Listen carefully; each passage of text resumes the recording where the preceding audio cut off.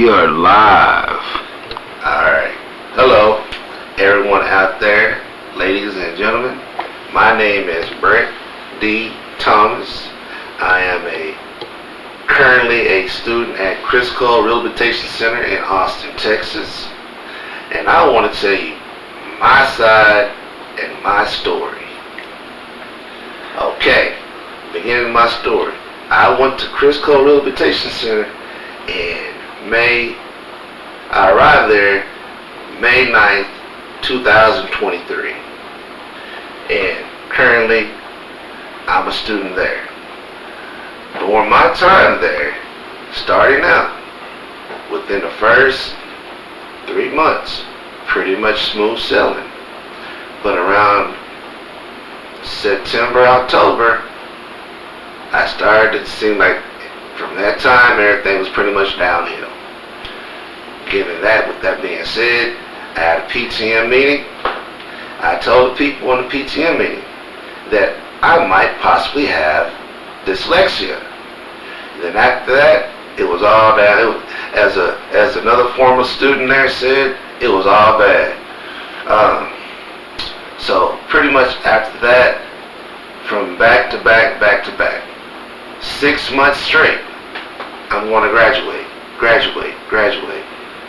And from that point, for me, whether it's trying to graduate me, had an issue with my counselor at the time, Deanna Carter, who is currently the head of counseling at Criss Cole.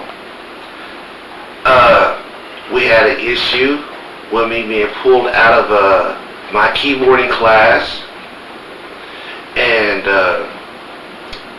during this meeting I was trying to find out why I was pulled out of my keyboarding class. And with that was being said, close to the end of our meeting, she said I was being aggressive. So that was a problem. More or less the management staff there did everything to be on her side when I was the one accused of being aggressive, which I wasn't.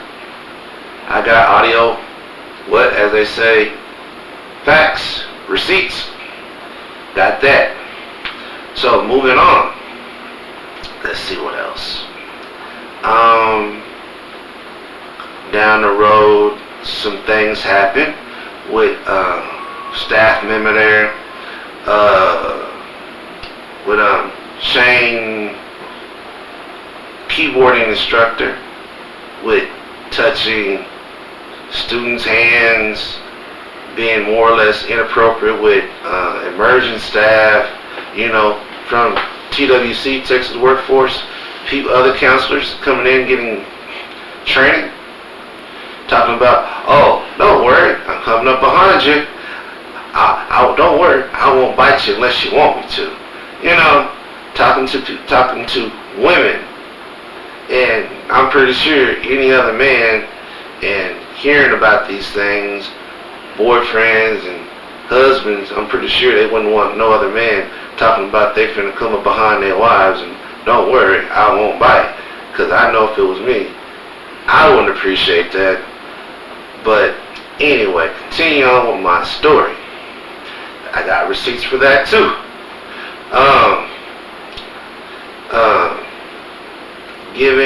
Let's see, and then, what was the next issue? It's a lot.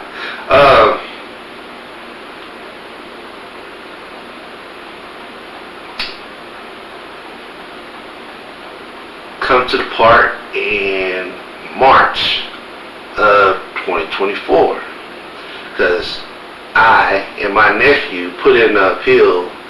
We stopped their appeal because you're leaving, and we had a sit down with Tammy Martin in March, and she gave us a reprieve. Well, you can stay, you can finish out your program. Cool, I would think. No more problems, right? Wrong. With that being said, had problems with a career guidance instructor. David Armstrong.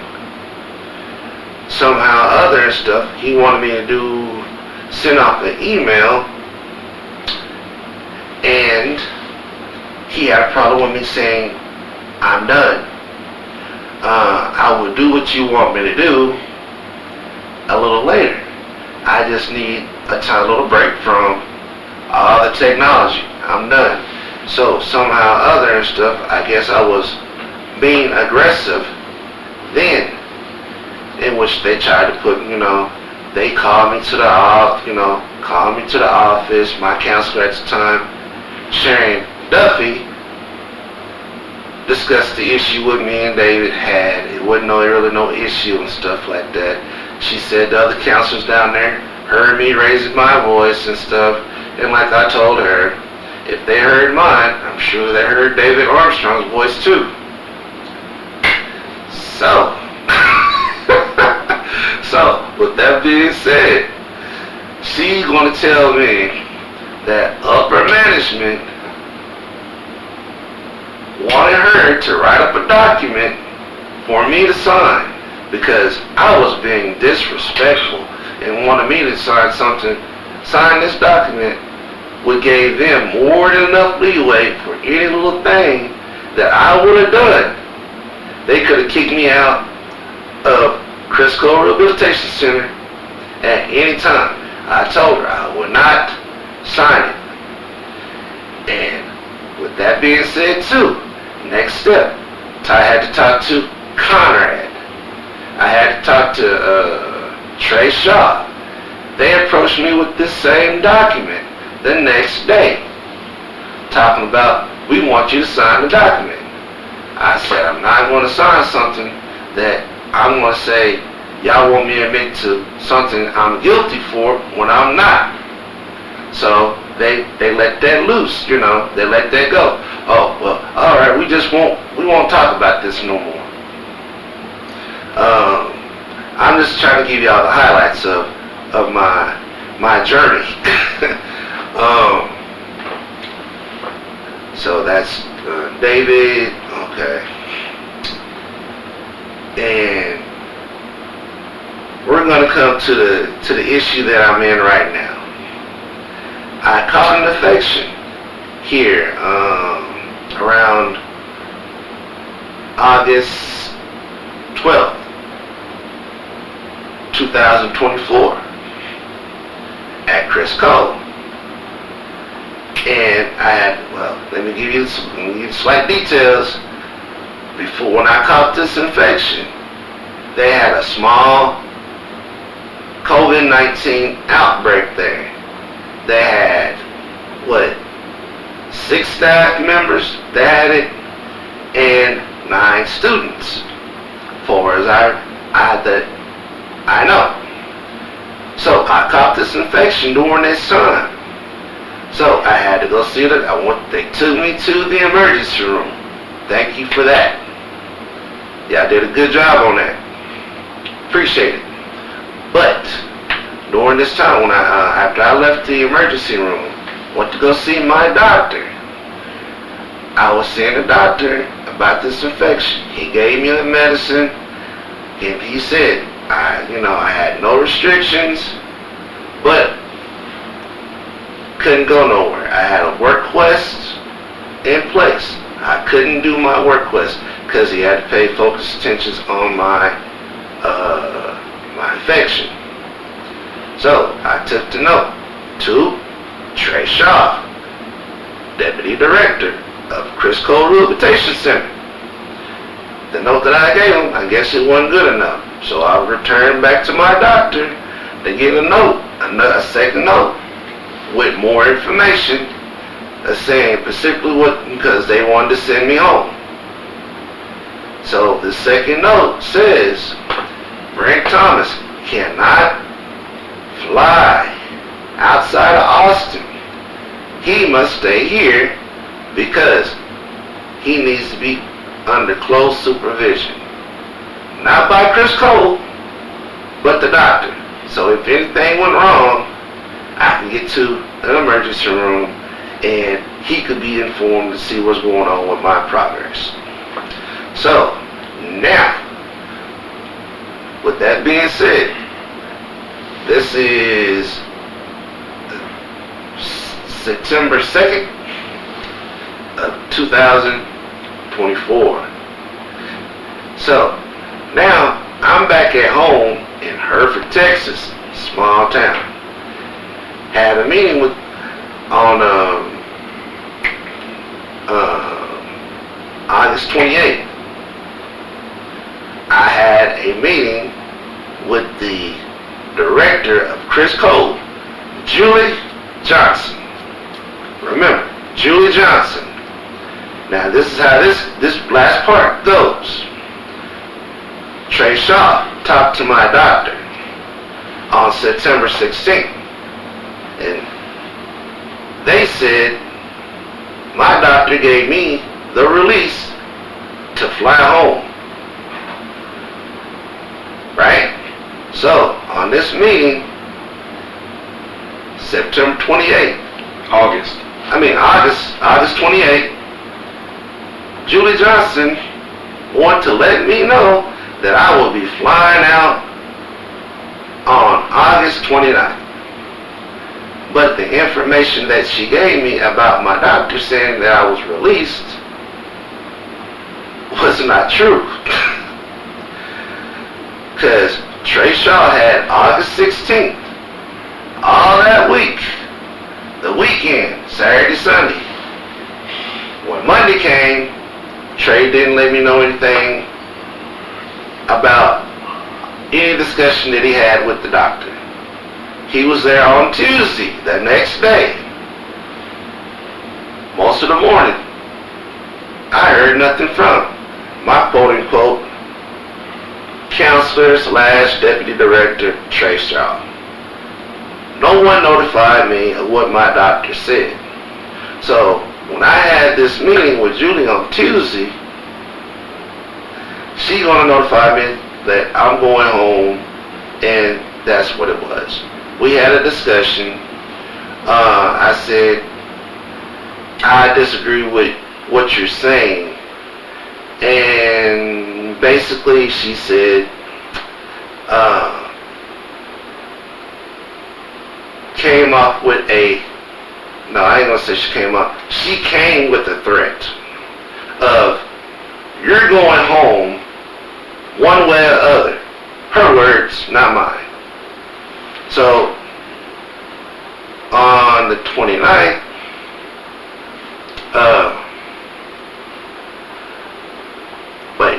on that same day, on the 28th, later on that afternoon, I called my doctor's office, talked to the after-hours nurse, told her what the situation was, and this lady told me, quote-unquote, she read the doctor's notes to me over the phone, what the doctor said, and it still said, I am not released to go anywhere. I'm still under his medical care.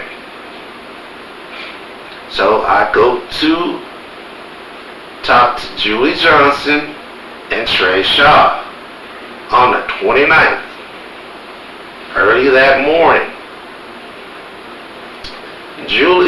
Trey wasn't in the office. Julie was working from home, I guess, or wherever. So I had to meet with Julie Johnson, Conrad, and Deanna Carter in Deanna's office that morning about the whole situation, and I'm just trying to get some understanding and advocating for myself. And at this whole time that I'm advocating for myself, all I want is to stay here in Austin, Texas, to get the proper medical care from my doctor. That's what I want. Now get it. With this being said, I've been sitting in my room, going to my little doctor's visits for 2 weeks so far. But now it's a problem. So I go off into this whole discussion, you know, going back and forth with Julie, Conrad, and Deanna. And basically what they're saying, because I'm borderline diabetic, oh, it was your diabetes is the reason that you caught the infection. But up to that point, to when they had the little COVID-19 outbreak, where they were actually sending people home who was wanting to go home that already been exposed to the COVID-19 germ. So they was wanting to spread something that, you know, should have been contained right there in the building, but that's a whole different story. But I'm going back and forth with these people in this meeting, and anyway, you see where it got me. I'm back in small town Hereford, Texas, and telling you my story on MR.TerryTV. So, if y'all are interested so far, believe me, when I come with the audio receipts, y'all gonna love it, because you're not gonna believe it, because you're gonna figure, you go to a place to learn and you get treated like this, and everything that was done to me so far, especially at this last point in juncture, they said, quote unquote, their words, we are all on board. So that means Ed Cerna, Tammy Martin, and Carol Fuller is all on board. Cheryl Fuller is on board with this treatment of me. Alright, with that being said, stay tuned for this audio receipts that y'all will hear. So with that, y'all be blessed. Tune in for it. And you come get it. Come get these not trying to tell you what to do or whatever like that, but hey, tune in and get gamed up. That's all I can say. So be blessed. Alright, ladies and gentlemen, I'm back with Mr. Brent D. Thomas. So, Mr. Thomas, I want to ask you a couple of questions, if that's alright with you. The first question I would ask is, if you had any advice for current students or future students that may be watching this video, watching your story, or who have watched my story, what would you say that there's some things that they should look out for when it comes to situations like this, of if they feel like they're being discriminated against, or if they feel like their counselor is not doing their job or trying to shorten their program? What would be some things that you would say to look out for? Okay. First thing, very first thing, when you get signed up for the Criss Cole Rehabilitation program, first thing, because you need to have a clear understanding of what, if you are actually picked and chosen to go there. Because I know when they told me my program would be 9 months to a year, and then when you get there, make sure what you was told from the field counselors for wherever you at is going to be the same thing. My program is going to be 9 months to a year. Because they will try to cut it. They will try to cut it from 4 months to 6 months. They will try to cut you short. So don't let that happen. 2, when you get there, make sure you get a physical copy of the student handbook and a CAP representative form. Well, student handbook is pretty much self-explanatory. That's the rules, regulations that they want you to follow. And the CAP representative form is there if you have any problems with a counselor, teacher, whatever, right? It's a third party that will come in and try to, try to straighten the whole incident out with what's going on with you.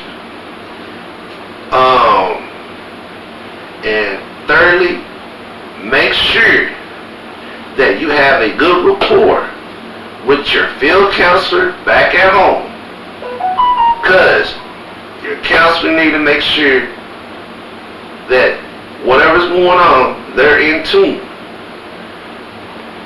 And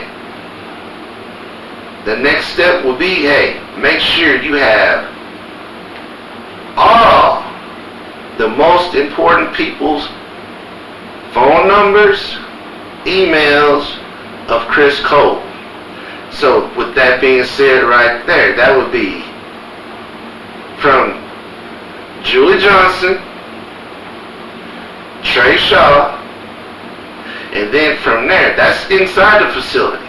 And outside the facility, you will need to know Ed Cerna, Tammy Martin, and Cheryl Fuller.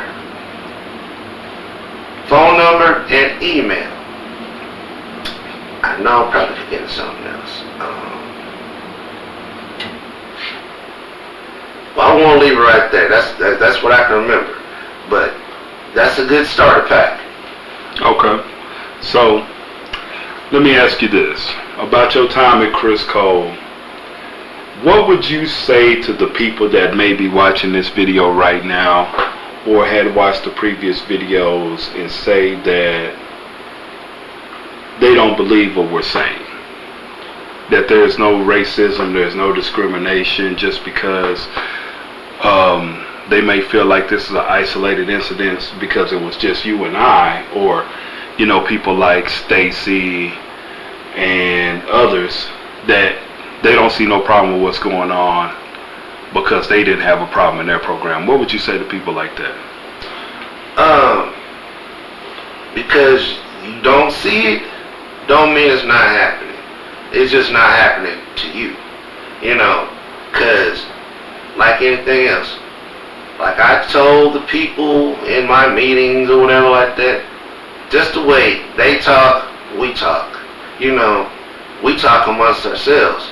But the whole deal is, they talk amongst themselves, but they can't do anything themselves. I can sit here and talk to a wall, but nothing's going to get done. And if you're not going to have it, you got to, you know, you can't, for one, you can't be scared to advocate for yourself. That's one. That's the main part. You can't be scared. Because what, if you're at a place like that and you're getting the minimal training or whatever and stuff like that, they're not giving you any tangibles. They're not helping you. And you have the fear, oh, if I say something, they're going to kick me out. Well, if they don't give you the full, proper training, they're just kicking you out with nothing anyway. They just sending you back what you came in with. Nothing. You have no knowledge of whatchamacallit. The bare minimum is not full knowledge. Okay. I think that's a very good point. So, I know I've said it, but let me get a perspective from a current student right now, because until otherwise, further notice, you are a current student at Criss Cole. Let me ask you this. I know you mentioned something that about the COVID-19 outbreak at Criss Cole. Did they have a new class come in during that COVID outbreak? Yes. Real shortly after that, yes, they did. They definitely did have a new class come in. They had, if I'm not mistaken, 11 new students. Okay. Do you know if any of them students were informed that they just had a COVID outbreak? That I do not believe they were informed, but I don't have first-hand knowledge on that. But from my knowledge and recollection, I don't believe they did. So what would you say? Would you let's say, for instance, if your kid was going somewhere like that and you found this out, what would be your reaction? I'd be highly upset, because really, it pretty much, if you go into a place like that, or pretty much any other business and stuff, you should know, hey, we didn't have an outbreak here, or you should be able to even just come in and ask and get full disclosure. Has anything improper happened here in this facility? Okay. They should have full disclosure.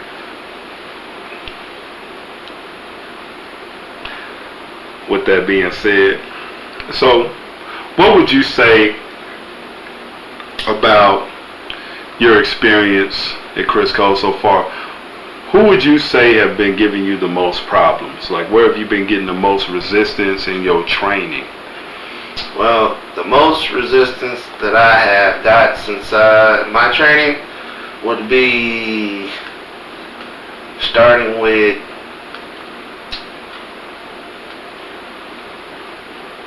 Deanna Carter, when, but I would say Deanna Carter, counselor. She was formerly my counselor. Then my other counselor, Sharon Duffy. Let's see, my CG instructor, David Armstrong. I don't even say some, I'm gonna just say Michael Sanchez. And then going from there, I would say basically Julie Johnson, Trey Shaw, Ed Cerna, Tammy Martin, Joel Fuller.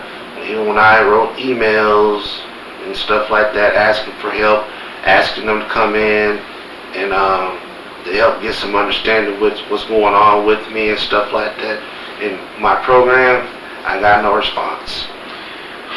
Okay, I'm glad that you said that, because would you say that from what you were told when you came to Criss Cole, do you feel like you have got any of that you were told that you would get? Like from 9 months to a year, do you feel like you got the training to go out there and be successful in a competitive work atmosphere or in a competitive college setting? No. Because one of the main things I was wanting to go there and get was the technology training. And with that being said, I have officially finished one class. That's keyboarding. And I was pulled out of keyboarding and had to fight to get back in that. Second class was Tech Essentials with Kevin Radlett. Nice teacher, nice man. Had an issue in that class. When I brought the problem what I was having in the class to my counselor at the time, Deanna Carter, somehow or other, instead of them removing the problem that was another student, was making it hard for not just myself, the other student that was in there, a third student, hard for us to learn. But I was removed from the class and put into ITT, Independent Tech, where you don't get the full experience going through the class, but you get just enough, to gloss on in and everything of all the other classes. So it's like all-in-one class, like an all-in-one cleaner. Yep. But you really don't know if it do what it's supposed to do. Mm-hmm. All-in-one clean. Yep. You don't know.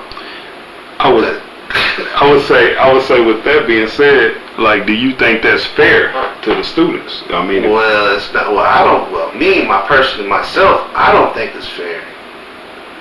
Because if I'm there to get the full experience of going through all the tech classes that they offer, and then I come to you with a problem, then you make the problem that I come to you with, you put that problem off on me, making it seem like I'm the problem. That's it. That's a good thing. Now this goes to my next question. Why do you think that you are having all these problems in your program? Do you think what would you say that's going on with that? Why would you be having all these continuous start and stops to your program, all this friction with you trying to get a work request? What is it, do you think, that separates you from other students that say that they're not having any problem?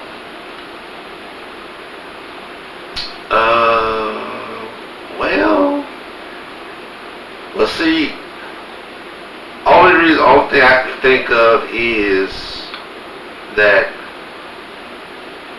I want to speak out. I want to talk, hey, if I feel like I'm being done wrong or somebody else there, I want, hey, I'm not going to be mistreated. And I don't want other people to be mistreated.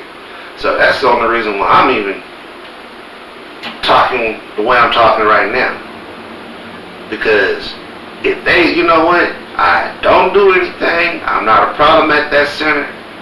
And if they do it to me, they'll do it to other people, which they have, and they're doing, and they will. And if you continue to let it happen, they're just going to they're going to do what they're going to do. And the only reason that they're doing it for this long, because nobody ain't called them out on it. I think that's a very good point.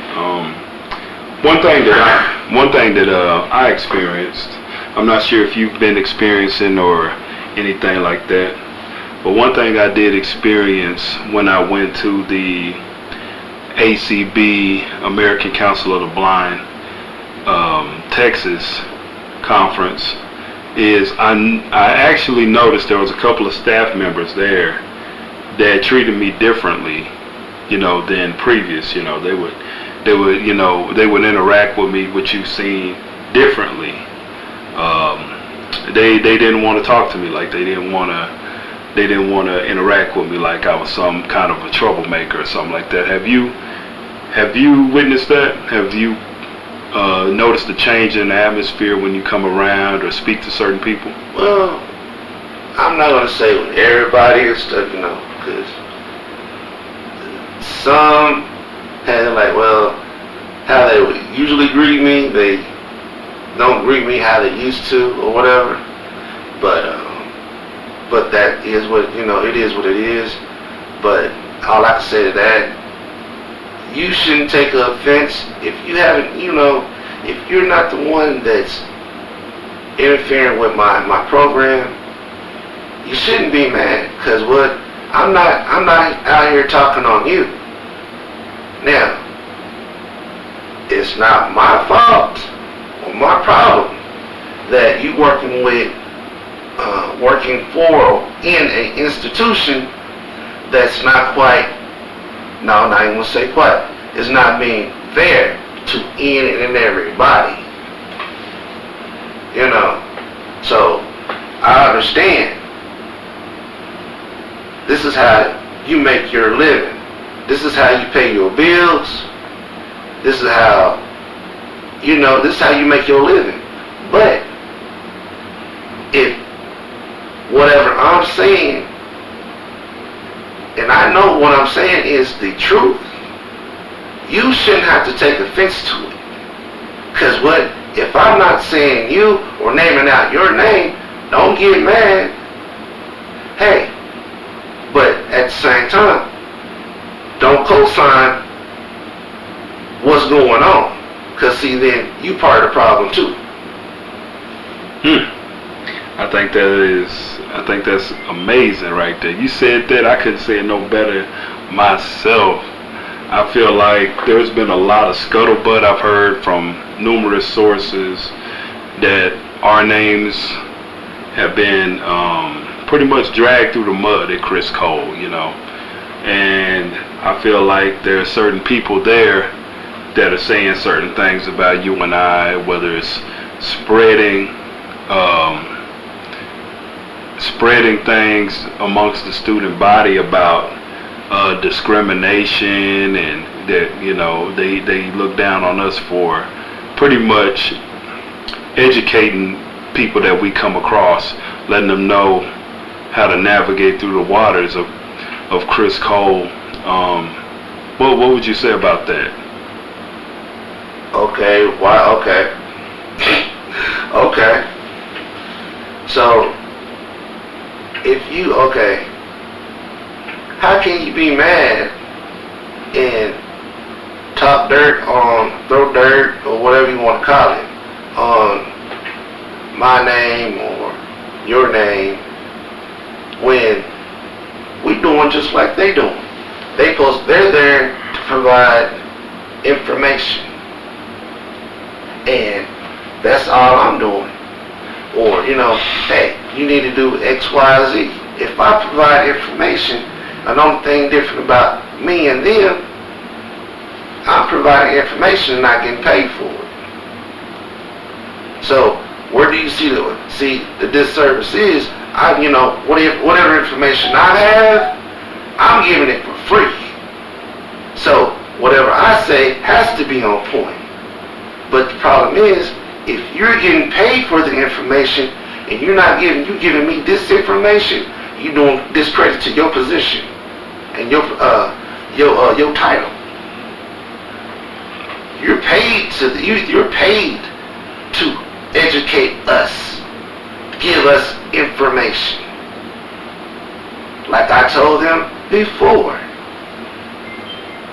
it's a discredit because, hey, Criss Cole has the playbook, and the students, they don't have the playbook, so they know all the rules, the regulations, and where all the pitfalls are at. And so they know we don't feel like he would be a good fit here. Well, let's herd him this way, to this pitfall. So I'm just like anything else. If you played any sports and stuff like that, or taking any tests, hey, they give you, this is what we're going to review. They give you the information what you need to study on or what you need to know. So if the students don't have the playbook, the same playbook as what the upper management, mid management, or the teachers there, now who has the power? Because it's definitely, it's not an equal playing field, is it? I don't think so. One thing I would like to ask you about is, can you tell everybody about your current situation dealing with your career guidance instructor, Michael Sanchez? Can you tell the people watching this video about your quote-unquote WorkQuest experience? Like, what's been going on with that? Well, WorkQuest experience, I have looked at several places to get a WorkQuest, and then I finally found one at a place called Next to New. I had to find it, and Michael Sanchez, I know the people there, and I went to go do an interview with the people there, and they knew nothing of Michael Sanchez. I had to give the person that gave me the interview, I had to give them his contact information, phone number, and email. Because anything I pretty much done in career guidance, I had to do myself. From doing research in the trying to find different careers at ACC Community College, Texas Tech, I can't remember the school's name, but I looked at several places and stuff for like different careers and classes that they have, and I pretty much did the research there. And given with that being said too, at my previous counselor before, Michael Sanchez, David Armstrong, he wasn't very much help. So, and that's pretty much it. So everything that I was doing in career guidance and stuff like that. Oh, hi Melissa, you was a great help. Sorry that you had to leave for whatever reason.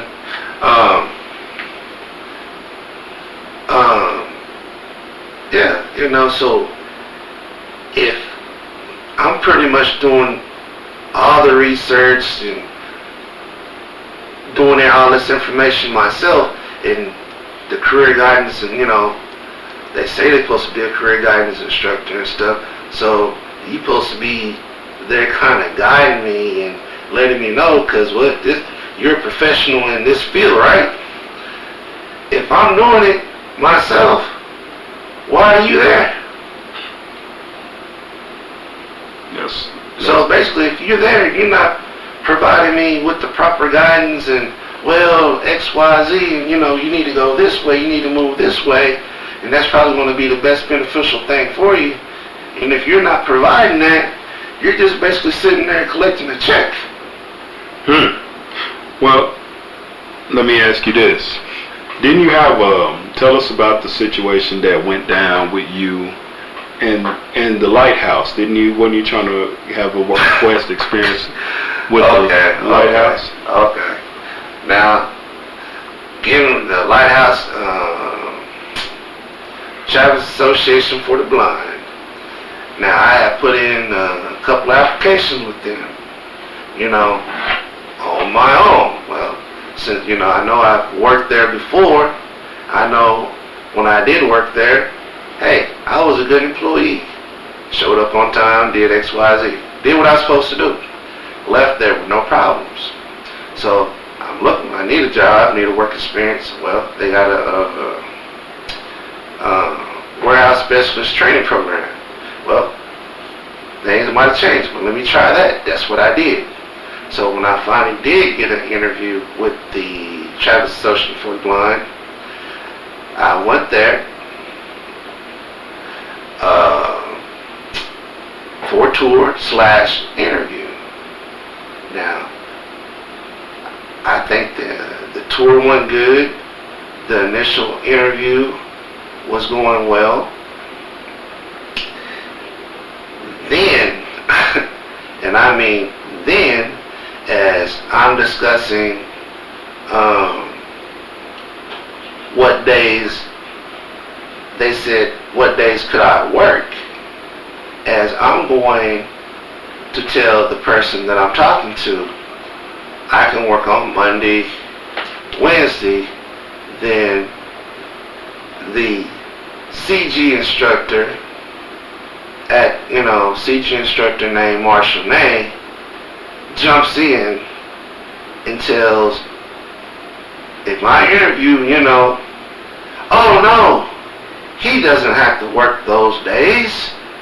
He could work, he could work a full shift on Thursday, Fridays.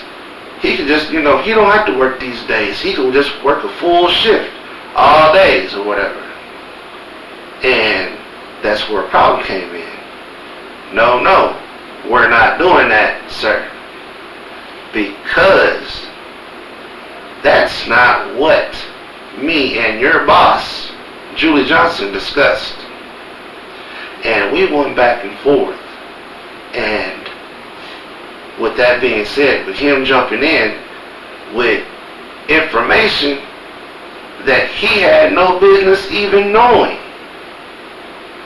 Because he's never been in none of my meetings or progress meetings. So how is he going to know what I can work and what I can't work? How would he know? He's able to work a full 30 hours. How would he know that if he didn't have privy to that information given by other people? So that sort of thing like that's a no-no. And they know it's a no-no. Isn't that a violation of the HIPAA policy? I believe so. Discussing about he's not your career guidance instructor or Marshall had nothing to do with me. All Marshall had to do that day was drive me there, which he did. And after my interview, drive me back to Criss Cole. That's all he had to do. But he jumped in somewhere where he had no business. And with that being said, after that was said and done, I've been told by people that work there that, oh, that interview left a bad taste in the Travelers Association's mouth because I came off as a troublemaker. Oh, okay. Well, see, I find that very problematic because Marshall Nate is the supervisor over the counseling department. Now, does that sound like behavior becoming of a supervisor to you? No. Now, I don't think this is a coincidence because would you say that he sabotaged that opportunity for you? I would say so. Not sabotaging, he blew it up. There you go.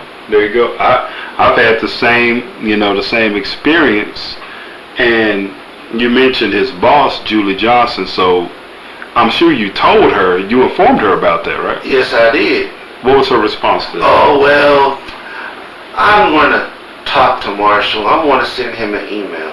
And, quote unquote, her words, people have a problem talking out of turn. No, people shouldn't be talking out of turn or talking on something that they have no business talking on. Internal information from one counselor or CG instructor shouldn't be told to somebody else, especially if they have no part of my program. So, with that being said right there, let me ask you this question. Why do you feel like some of these people, like Marshall Ney, Michael Sanchez, or David Armstrong, why do you think these people are allowed to be in these positions where they do more for one particular type of student than a student in your case? Like, did they show favoritism and they don't make sure everyone's successful across the board? Why do you think they're allowed to, continue to work there after? Well, I have no idea on that one. The day that I figure that out, I'm gonna go play the lottery. But all I can say, the only reason I can figure that they do that they can pick and choose without any repercussions, and nobody don't speak out on it, and there's no other way to say it, but because the only way that you can maneuver and do stuff like that is just a good old boys club.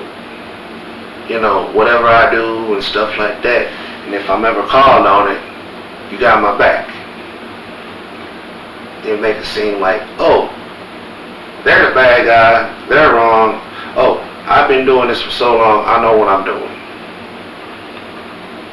Okay. With that being said, going forward, do you believe that when you return to Criss Cole, do you think that you're still going to come up against some resistance? Man. Well, let me say this. Because after this video hits the internet, and they're going to see it because they've seen the other videos, do you think you will come up against retaliation from your quote-unquote career guidance instructor being willing to help you move forward with your quote-unquote work quest that you should have been getting this whole time? Well, let's see. With that being said, even though I'm not finished, I haven't finished or even started my work quest, I have been informed that I have completed career guidance.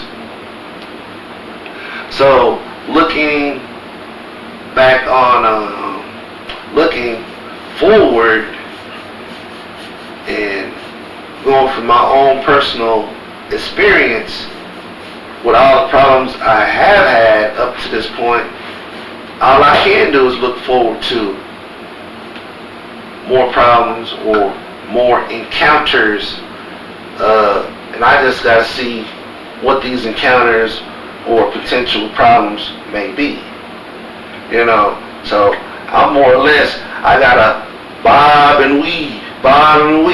That's what I can do. I gotta keep my guard up. So that's where I'm at. Okay, well, thank you for your time, Mr. Thomas, and I look forward to seeing everyone's response on your story and your journey here at Criss Cole, and hopefully it gets better. So to the viewers out there, don't forget to comment, like, subscribe, and share this with somebody that you love, that you care about, that you don't want this to happen to again. Until next time, this is Mr. Terry, and we'll see you next time.